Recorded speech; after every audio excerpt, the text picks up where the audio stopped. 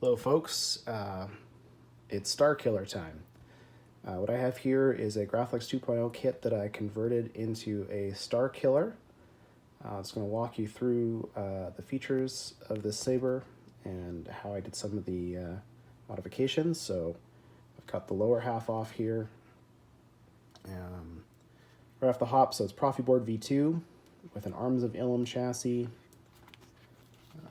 Got our recharge port, our solos hold. I had an old 10 amp NeoPixel battery from their first run of Pixel batteries laying around my part bin, so that's what I'm using right now. It's still working fine.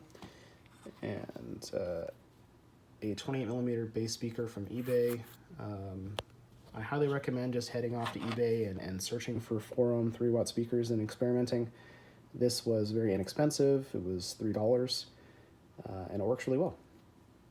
So moving up to the upper half of the saber, we have a classic Graflex upper shroud, a one replica's low profile control box, some hand-shaped brass rods for the chamber, and the chassis, the crystal chamber here is actually the reveal from a 7G Saber's LX6 chassis.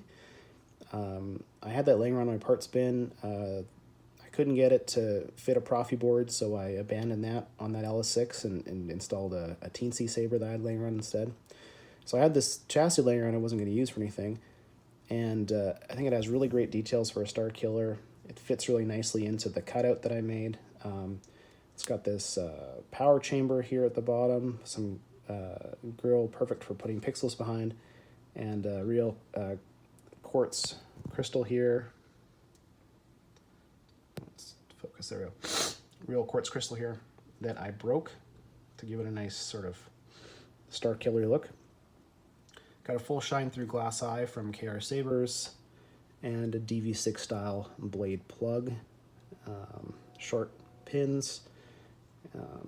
So as you can see, I went for a very weathered look, so lots of aluminum black, lots of laying around in chemicals, sanding, grinding. We have some rust here accumulating on the bunny ears, lots of grime, and no slide switch, so I grabbed the spare Graflex clamp washer and a screw and just kind of screwed it in there. I thought I'd give it a good detail. We got our chamber screws here, asymmetrical, kind of randomly screwed in.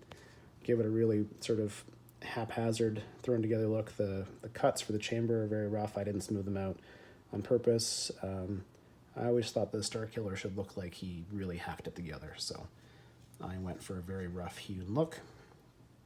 So let's turn the kill key and get this thing activated here.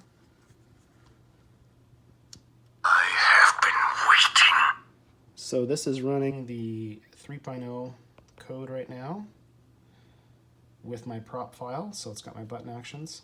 So I've got 3 pixels in the chamber, and they're sort of cycling, so you can see it move up and down the chamber here.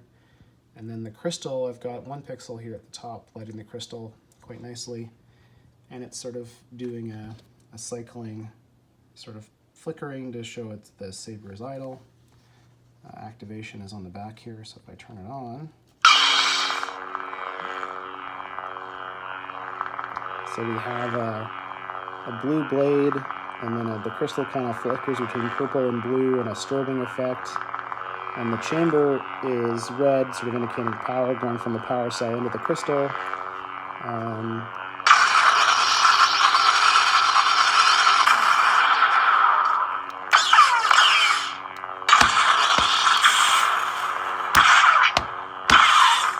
Good crystal effects on markup. And then if I power it off, so we got the power fades from the chamber, and the crystal goes back to its pulsing, and the chamber goes back to its sort of idle energy. I've been trained in your Jedi arts by Count Dooku. Got a blue one now. And then it powers up again.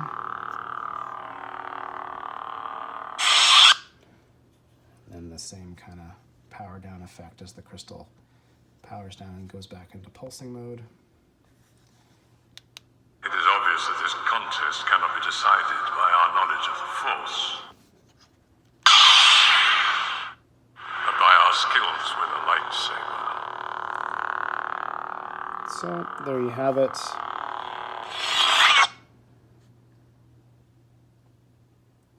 I'm really happy with the crystal and the chamber underneath. I think it gives a lot of character to the saber. And the glass eye, the full shine through is really great as well. I do recommend that for any builds that you're able to use a full shine through glass eye where you're not using it for retention. It gives a lot of character to the saber. So here's the lower section. So the lower section is a Graflex 2.0 lower with an MHS number 10 pommel.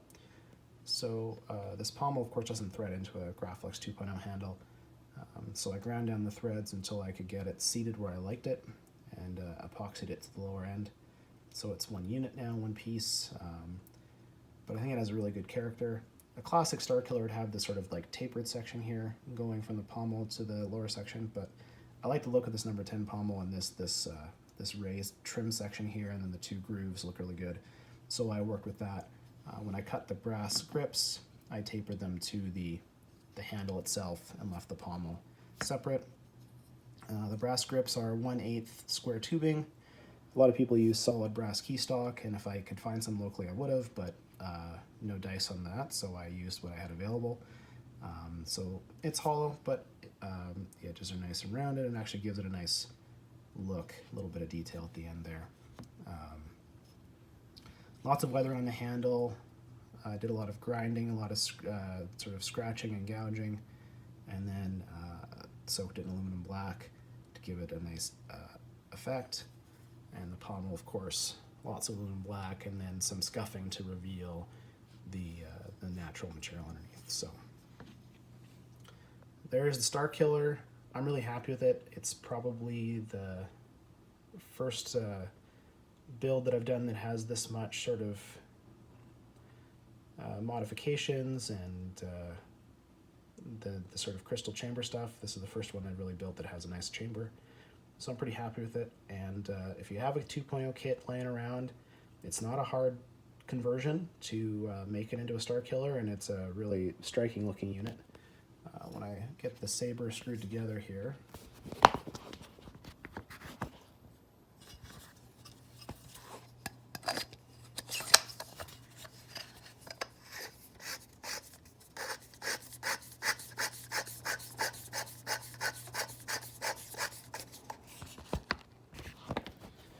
I mean, it just looks really cool. It's got that classic Starkiller profile, and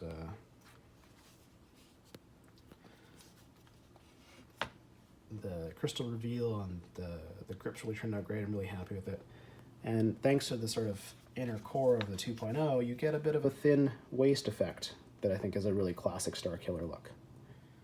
For the clamp card I'm using just what came with it. I think this is like a Anakin or an Obi-Wan prequel card. I think it looks kind of cool. I might weather it a bit more. It's pretty pristine at the moment. But I'm really happy with this build. I think it turned out really well.